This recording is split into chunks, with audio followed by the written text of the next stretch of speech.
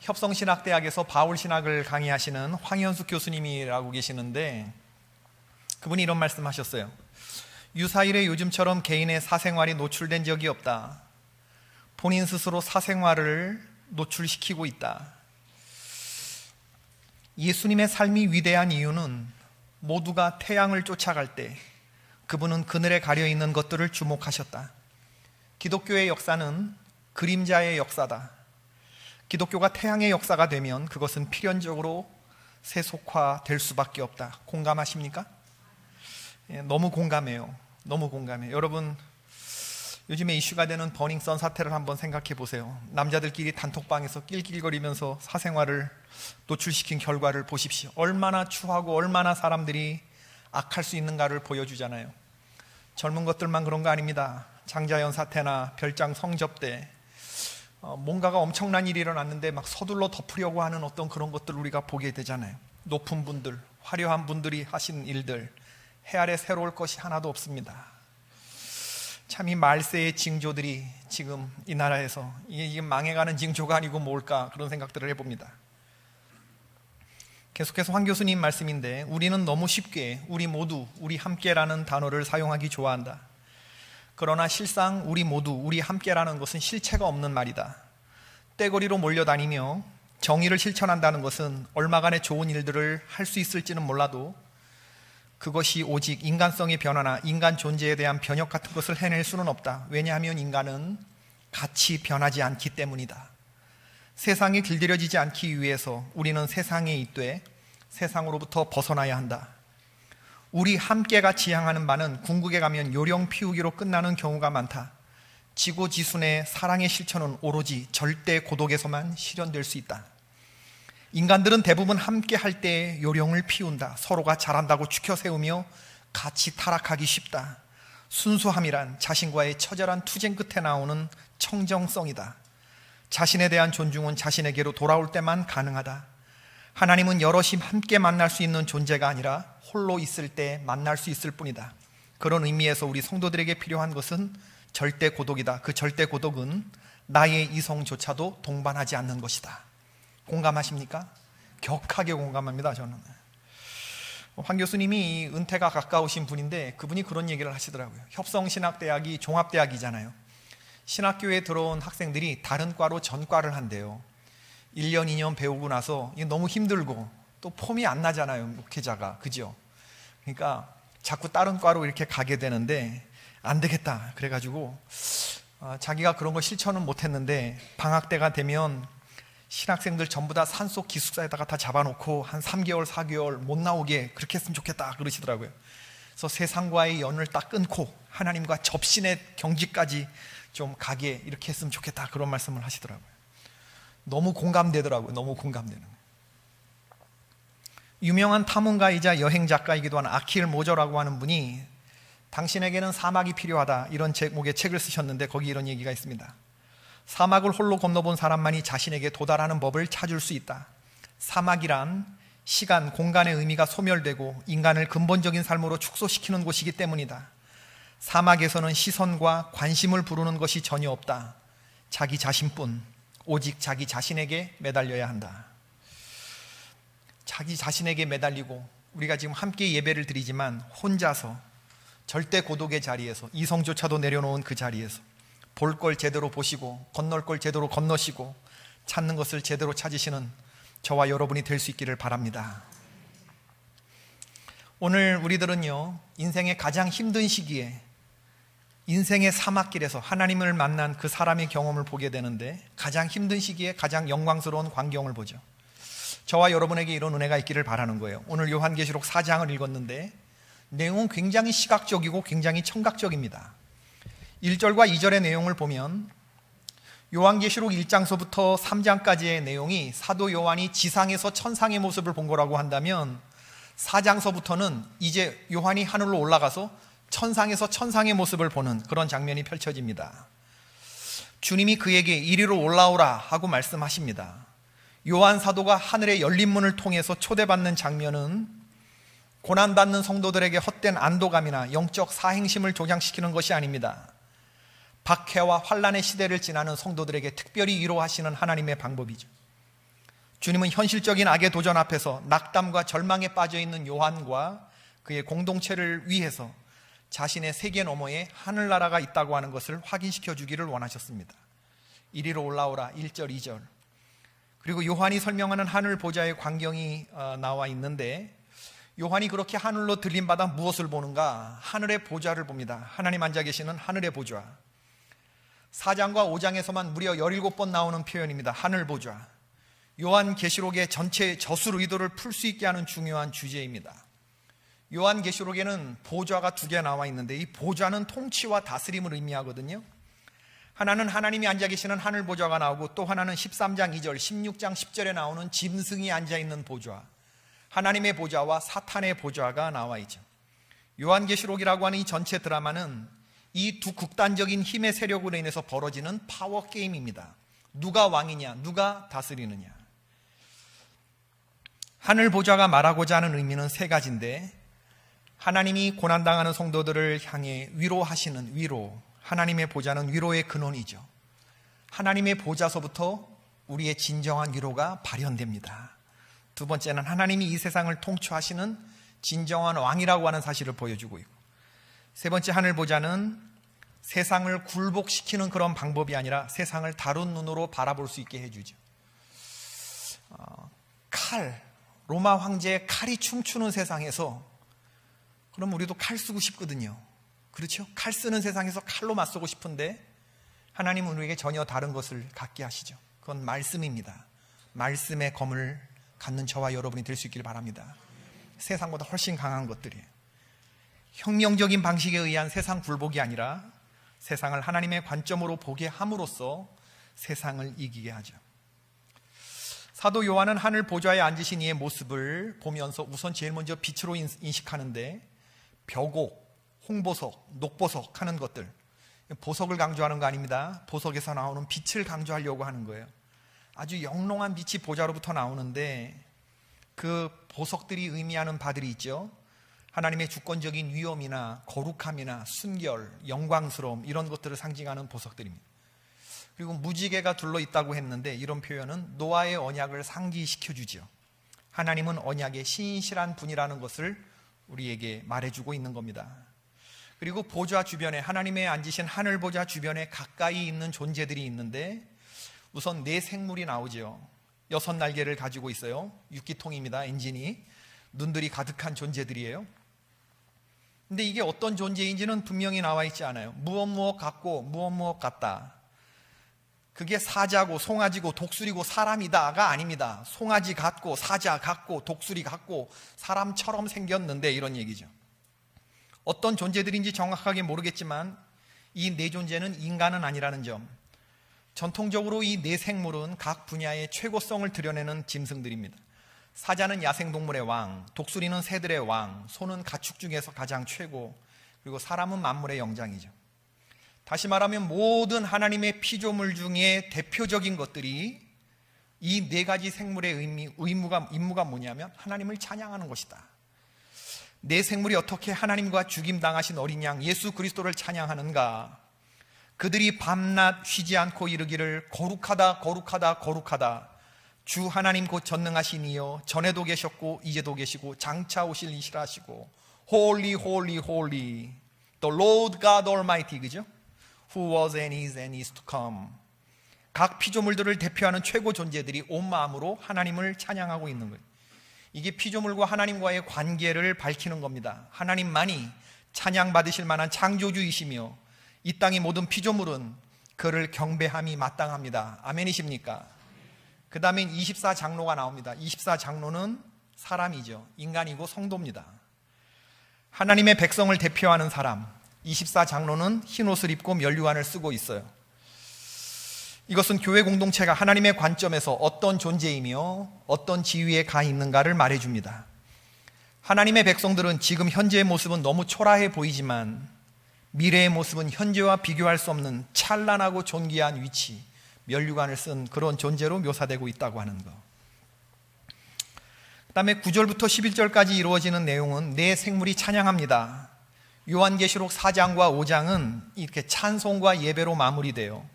굉장히 청각적인 거예요. 그래서 하나님의 보좌를 묘사하는 건 시각적이고 이 내생물과 24장로가 부르는 찬양은 청각적인 거죠. 24장로의 찬양, 내생물의 찬양. 주목할 점은 24장로들은 자기의 면류관을 보좌 앞에 던지면서 찬양한다는 겁니다.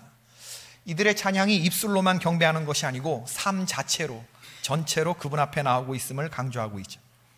24장로가 찬양하는 모습은 엎드려 경배하는 거예요. 마치 신하가 주권자에게 철저하게 속해져 있음을 드러내는 징표죠.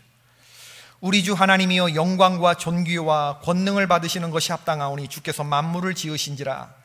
만물이 주의 뜻대로 있었고 또 지으심을 받았나이다 하더라. 하나님은 당신의 백성들을 이 땅에서 어떤 방식으로 위로하시는가? 환경을 바꾸어 주시지는 않아요. 환경을 바꾸어 줬으면 좋겠는데, 그렇죠? 우리가 바라는 것은 좀 환경을 바꿔줬으면 좋겠는데, 내가 원하는 방식으로 위로를 줬으면 좋겠는데, 하나님은 그것보다도 훨씬 더 우리에게 필요한 것을 주셔요. 환경을 이길 수 있는 힘을 부어주십니다. 오늘 본문 4장 1절을 보면, 다시 보면, 이 일 후에 내가 보니 하늘에 열린 문이 있는데 내가 들은 바 처음에 내게 말하던 나팔소리 같은 그 음성이 가로되 이리로 올라오라. 이후에 마땅히 될 일을 내가 너에게 보이리라 하시더라. 1장부터 3장까지 7 촛대를 다니면서 지상의 7 교회에게 편지를 보내신 주님은 이제 전 우주를 다스리시고 통치하시는 힘있는 그리스도의 모습으로 장면이 전환되고 있습니다. 그 주님이 요한 사도에게 이리로 올라오라고 말씀하셔요. 주님은 성도들을 하늘로 올리심으로 어려움에 처한 성도들을 위로하십니다. 이 땅에서 그냥 하나님 우리 귀찮게 오르락내리락 하지 마시고 그냥 우리 환경만 조금 좀 손봐주세요. 저희가 그냥 딱 단지 조금 돈 조금 요거 조금 이렇게만 좀 주시면 됩니다. 우리 그렇게 생각하지만 그런 거 아니에요. 하나님 이리로 올라오라. 사도 요한이 처한 형편을 한번 생각해 보세요. 주후 95년 로마 황제 도미티안 때 박해를 받고 있는 노종입니다. 흉악한 죄수들이나 가두는 미국의 알카트레즈 같은 유배지보다 몇 배는 더 고통스러웠을 로마의 그 반모섬에 유배되는, 인간이 앉을 수 있는 보좌 가운데 가장 화려하고 높은 보좌에 앉아있는 로마 황제는 요한 사도를 죽이는 것을 두려워했습니다. 왜냐하면 죽이면 모든 교회들을 통해서 황제의 권력에 저항하는 성도들이 들불처럼 일어날까 봐 죽이지 못하고, 성도들이 두려우니까 이 사도를 섬에 유배시킨 겁니다. 요한계시록은 일선에서 은퇴한, 시간이 많이 남는 넉넉한 시간을 가진 목회자가 편안히 앉아서 기록한 책이 아닙니다. 지극한 박해와 고통을 겪으면서 노종이 몸으로 살아내면서 기록한 그런 책이죠. 하나님은 당신의 종을 위로하시기 위해서 그를 천국으로 초청하셨어요. 이리로 올라오라. 그리고 세상 황제가 앉은 보좌보다 더 높은 보좌에 앉아 계시는 하나님 당신의 보좌를 보여주셨고, 앞으로 하나님께서 이 세상을 어떻게 통치하시고 섭리해 가실지를 그에게 다 말씀해 주셨습니다. 이게 하나님의 방식이라는 거죠. 이제 사도 요한은 천국에 들림받아 주님의 안내를 받으며 천국 투어를 하게 되는데, 장차 될 일들을 다 보고 듣게 되는 거죠. 주님은 요한에게 본 것을 적으라고 하신 것도 있고 적지 말라고 하시는 것도 있어요. 너무나 센시티브한 문제들은 이건 너만 봐라 하시고, 어떤 것들은 적어서 소아시아 7 교회들에게 돌려도 좋다, 회람해도 좋다. 이 주님이 적어도 좋은 것과 적지 말아야 할 것을 말씀해 주셨어요. 그렇기 때문에 감출 때는 그것을 풀으려고 할 필요가 없습니다. 그냥 그것은 신비로 내버려 두면 되는 거예요. 고작해야 70년 80년밖에 살지 못하는 인간에게 주님은 천사와 악한 영들이 싸우는 천상의 전투와 영적 전투와 이후에 주님의 통치가 온전히 실현되는 천년의 왕국과 이런 것들을 보여주시는데, 여러분 주님의 안내를 받으면서 요한이 무슨 생각을 했을까 한번 생각해 보세요. 아이고 의미 없다, 나와 상관없는 말씀만 하시는구나, 그러지 않겠어요? 그죠? 70년 80년 사는 사람한테 1000년 뒤에 얘기를 해봐야 그게 먹히겠어요? 그렇지 않잖아요. 그런데 사도 요한은 감격해요. 그 주님의 말씀을 듣고. 왜냐하면 하나님에게는 내가 70년 80년짜리가 아니구나, 나의 삶이 이 땅 세상의 2라운드에 국한된 삶이 아니구나, 영원한 하나님 나라의 3라운드의 삶이 있구나, 나는 그곳에서 영원히 사는 존재구나, 하나님에게 내가 어떠한 존재라고 하는 것이 눈이 확 열려버리는 거예요. 이 땅에서 잘 먹고 잘 살고 소유의 인생에 행복이 있는 것이 아니라는 것이 현실을 새롭게 이해하는 눈을 확 하나님이 열어주시는 거죠. 하나님은 나와 영원히 함께 계시는 분이시며 하나님은 당신의 계획을 조금도 숨기지 않는 분이시며 당신의 계획을 다 보여주시는 분인 줄로 믿습니다. 요한 사도에게 다 보여주셔요. 성령님은 우리가 알기를 원하면 우리의 마음을 붙잡아 주셔서 하나님을 더 알게 하십니다. 하나님의 손에 더 깊이 강하게 붙들리는 여러분 되기를 바랍니다. 요엘 2장 28절의 말씀을 다 같이 읽어봅시다. 시작. 그 후에 내가 내 영을 만민에게 부어주리니 너희 자녀들이 장래일을 말할 것이며 너희 늙은이는 꿈을 꾸며 너희 젊은이는 환상을 볼 것이며. 하나님은 요한에게 하늘 보좌를 보여주셨어요. 천상의 존재들이 하나님께 예배하는 모습을 보여주셨습니다. 그 광경을 보는 것이 요한에게는 위로였고 소망이었고 능력이었죠. 이 광경을 보고 요한은 가만히 있을 수가 없었습니다. 이제 오라고 하지 않아도 나이가 들어서 곧 하나님을 뵐 노종이지만 더욱 빨리 하나님을 뵙고 싶은 마음에 뭐라고 외칩니까? 다 보고 난 다음에 아멘, 주 예수여, 뭐라고 그러죠? 어서 오시옵소서. 이걸 뭐라고 그래요? 마라나타. 마라나타는 현실의 힘든 삶에 지친 종들의 염세적인 탄식이 아니라 하나님을 한시라도 빨리 배우고 싶은 마음에서 터져나오는 함성인 줄로 믿습니다. 이걸 보고서 너무나 기대에 찬, 죽음이 고통스러운 게 아니라 기대에 찬 죽음을 기다리는 그런 존재가 되는 거죠. 얼마나 멋진 존재로 변화됩니까, 여러분? 현실에 절망하고 이러는 게 아니고 용기를 가지고 다시 그 자리에 돌아왔을 때에는 힘 있는 존재로 하나님이 만들어주시는 거예요. 사도 요한이 본 환상의 원형은 사실 원형이 누구에게냐면 에스겔에게 있습니다. 요한계시록에 담긴 모든 내용은 성경의 나머지 65권에서 얼마든지 발견할 수 있는 내용이죠. 우리가 이미 알고 있는 그런 성경의 골자에 요한계시록이 추가해주는 내용은 없습니다. 이미 복음의 진리는 예수 그리스도 안에서 충분히 계시되고 완성되었습니다. 이 주제 외에 새롭게 덧칠할 내용은 하나도 없어요. 요한계시록은 새로운 내용을 첨가하는 것이 아니라 그 주제를 새로운 방식으로 피력할 뿐입니다. 요한계시록에 나와 있는 모든 내용들은 이미 성경 앞에 65권에 다 언급되어 있는 내용이지 새로운 내용이 없다, 이 내용이. 그러면 요한계시록은 어떤 의미의 책이냐? 유진 피터스는 뭐라고 말하냐면 요한계시록 강해지, 묵시, 현실을 새롭게 하는 영성이라고 하는 책에서 요한계시록은 이 신선하게 와닿을 수 있도록 참신한 방법으로 표현되었다. 새로운 내용을 우리에게 제시해 주는 게 아니고 새로운 상상력을 가지고 볼 수 있도록 참신한 방법으로 쓰여진 책이다, 그 얘기를 하는 거죠. 나는 지식을 더 얻기 위해서가 아니라 상상력을 소생시키고자 요한계시록을 읽는다. 상상력은 우리 편에서 하나님의 상상 속으로 들어가는 통로이며 그것은 우리가 단편적으로 알아왔던 것을 총체적으로 온전히 그리고 거룩하게 알게 해주고 주먹구구식으로 이해했던 것을 체계적으로 인식할 수 있는 길을 열어준다. 사도 요한은 시인의 언어를 구사하되 오래된 진리가 신선하게 와닿도록 참신한 방법으로 표현한다. 그는 부주의한 사용으로 인해 무미건조하게 사장되어 가던 진리의 개념들에 생기를 불어넣고 그것들이 열정적으로 춤추도록 만들어준다 라고 말했습니다. 요한계시록은 해독이 필요한 어떤 암호문 같은 책이 아니라는 말이죠. 상상 속에서 풍부한 의미와 통찰력을 담은 은유의 책으로 우리에게 감탄과 경의를 가져다주는 그러한 책이라는 말입니다. 요한 사도가 하늘의 열린 문을 통해서 천상으로 초대되는 모습은 일찍이 에스겔 선지자가 1장 1절부터 3절까지 이미 나온 본 내용이죠. 에스겔 1장 1절부터 3절의 내용 보면 30째 해 넷째 달 초다새에 내가 그발강가 사로잡힌 자 중에 있을 때에 하늘이 열리며 하나님의 모습이 내게 보이니 여호야긴 왕이 사로잡힌 지 5년 그달 초다새라. 갈대아 땅 그발강가에서 여호와의 말씀이 부시의 아들 제사장 나 에스겔에게 특별히 임하고 여호와의 권능이 내 위에 있으니라. 에스겔이 지금 느부갓네살 왕에 의해서 포로로 잡혀왔어요. 자기만 잡혀온 거 아니에요. 에스겔은 제사장인데 이스라엘의 왕 여호야긴도 잡혀왔습니다. 왕도 잡혀왔는데 제사장의 형편은 말해서 뭐 하겠습니까? 그발강은 강대국 바벨론 나라에 있는 강이고 하나님이 절대 나타날 것 같지 않은 그러한 강이죠. 이스라엘의 형편을 보자면 왕이 끌려왔는데 여호야긴 왕은 남유다에서 가장 최단명했던 왕이죠. 재임 기간이 100일밖에 안 돼요. 석 달 열흘. 그런 왕이 바벨론에 끌려와서 37년 옥살이 하다가 그러고 죽는 왕, 그 불행했던 왕, 그 왕도 그런 운명인데 에스겔도 그곳에 끌려왔다는 거죠. 그 바벨론 제국의 그발강, 유명한 강인데 그곳에서 에스겔은 하나님을 만납니다. 하나님이 나타나신 거죠.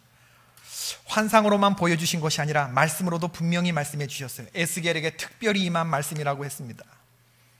여호와의 말씀이 제사장나 에스겔에게 특별히 임하고 여호와의 권능이 내 위에 있었다. 여러분, 하나님이 특별히 말씀하시는 귀가 있습니다. 하나님이 누구에게나 다 특별히 말하는 거 아니에요. 특별히 들을 수 있는 귀가 열린 성도에게 말씀하시는 거예요.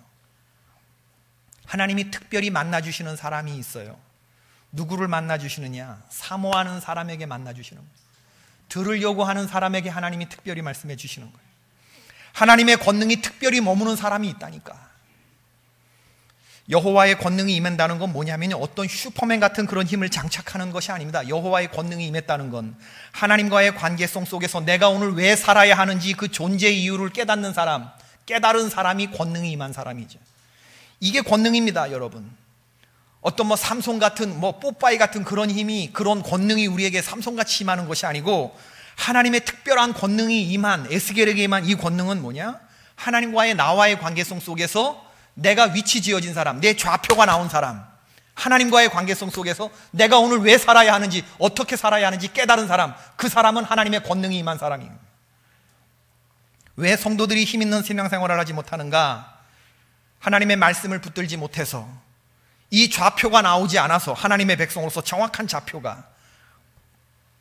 그렇기 때문에 이걸 못 따르니까, 못 깨달으니까 두려움 가운데 살고 우리의 삶이 이랬다 저랬다 하며 살게 되는 것이고 우리의 삶이 막 살게 되는 겁니다. 그러나 권능이 임한 자의 삶은 다릅니다. 두려워하지 않고 좌로 갔다 우로 갔다 하지 않습니다. 결코 인생을 낭비하지 않습니다. 함부로 살지 않아요. 분명한 목적을 향해서 가지. 열린 문을 통해서 하늘을 본 사람이 누구냐? 특별한 하나님의 권능이 임했던 사람이 누구냐? 열린 문을 통해서 하늘에 하나님이 말씀하시는 신령한 통치와 방식을 다 들은 사람이 누구냐? 그게 에스겔이고, 그게 사도 요한이고, 그게 베드로고, 그게 야고보고, 그게 바울이고, 그게 스데반이고, 열린 문을 본 사람. 그리고 오늘 저와 여러분이 될 수 있어야 될 줄로 믿습니다. 이리로 올라와라, 이리로 올라와라. 하나님은 지금도 죄악된 세상 가운데 살면서 옷을 더럽히지 않고 사는 성도들을 찾고 계셔요. 그리고 그들을 부르시며 그들이 부르짖는 기도에 응답하시고 그들을 위로하시고 능력을 주시는데 어떤 방식으로? 이리로 올라오라 하시는 방식으로. 그리고 그에게 당신의 영광스러운 모습을 보여주셔요. 귀로만 듣는 하나님, 눈으로 보는 역사가 있기를 바랍니다. 생각해 보세요. 하나님께서 당신이 세상을 어떻게 섭리하실지 우리를 부르시고 미리 정답을 불러주셨는데, 앞으로 되어질 일들을 다 말씀해 주셨는데 그 정답을 들은 사람의 삶이 어떻게 달라지겠습니까? 설령 지금 형편이 어렵고 힘들어도 얼마든지 기쁜 마음으로 이기고 견딜 수 있지 않겠습니까? 하나님은 어려움 가운데 있는 요한을 위로하시기 위해서 다른 말씀하지 않았어요. 하늘 나라로 초청하시고 하늘 보좌를 보여주셨고 그의 시선이 궁극적으로 시선이 향해야 하는 마지막 지점을 보여주셨고 그 하늘 보좌에 집중하도록 만들어 주신 거죠. 하늘 나라를 볼 때 이 세상 나라를 이길 수 있는 힘을 공급받게 됩니다. 세상에서는 힘없이 죽임을 당하신 그런 예수님, 사람들은 그를 몰라봤죠. 몰라봤으니까 사람들이 하나님을 나무에 매어 달아 죽여버린 거죠. 그런데 하나님의 영이 저와 여러분에게 임했을 때 우리는 그분을 알아봤죠. 그분은 누구냐? 하늘나라의 주인이신 분이 이 땅에 오신 거예요. 그래서 이 세상 나라의 하나님 나라 백성은 어떤 법을 가지고 살고 어떻게 사는지 친히 몸소 보여주신 저와 여러분의 주인이 되신 분인 줄로 믿습니다. 이분을 남들이 말해줘서 아는 그런 분으로 더듬어서 그냥 그럴 뿐이지 끌려가는 게 아니고, 사막을 더듬어서 시간과 공간이 소멸된 것, 모든 자극이 없어진 것, 내가 나에게 집중하면서 그렇게 건너가지 않으면 건너갈 수 없는 그 사막과 같은 곳에서 더듬어서 그 사막을 건너본 그 진지한 이성조차도 내려놓고 주님을 더듬어 찾는 그런 사람이 되어야 된다. 지금 그 얘기를 하는 겁니다. 천국에서 사도 요한은 보좌 옆에 서 계신 어린 양을 보는데 그 어린 양을 보는 순간에 일찍이 죽임당한 어린 양 같더라. 한눈에 척 알아봐요. 내가 또 보니 보좌와 내생물 장로들 사이에 하나 어린 양이 서 있는데 일찍이 죽임을 당한 것 같더라. 그에게 7 뿔과 7 눈이 있으니 이 눈들은 온 땅에 보내심을 받은 하나님의 7 영이더라. 그 어린 양이 나와서 보좌에 앉으신 이의 오른손에서 두루마리를 취하시니라.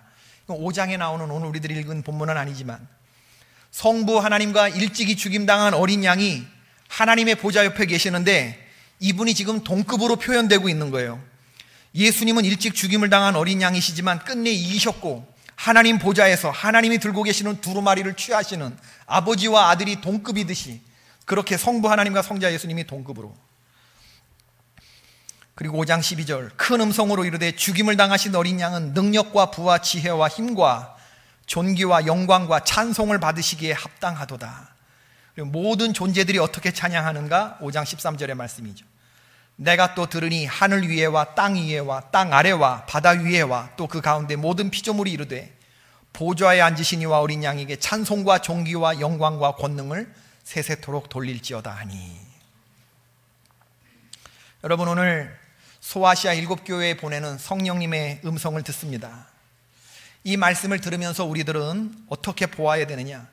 교회 성도들이 간신히 신앙을 붙들고 있는 지금 비참한 상태에 놓여 있구나. 그래서 그들의 목사님이 최악의 시기를 잘 견디게 하려고 미친 듯이 필사적으로 모호한 계시, 사람의 마음을 혼미하게 만드는 그런 계시의 손을 뻗치고 있구나. 그렇게 요한계시록이 읽어진다면 그건 보통 잘못이 아니죠.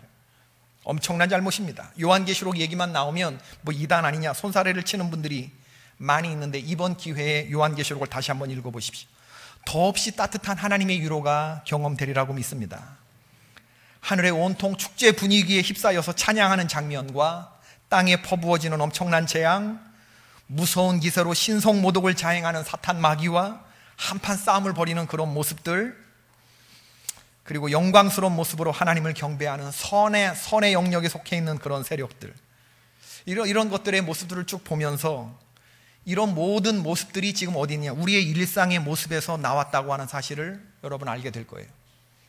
그리고 하나님 계신 천국에서 벌어지는 일과 이 땅에서 지금 우리가 살아가는 삶이 따로 돌아가는 게 아니라 서로 연결되어 있다고 하는 것을 깨닫게 될 겁니다.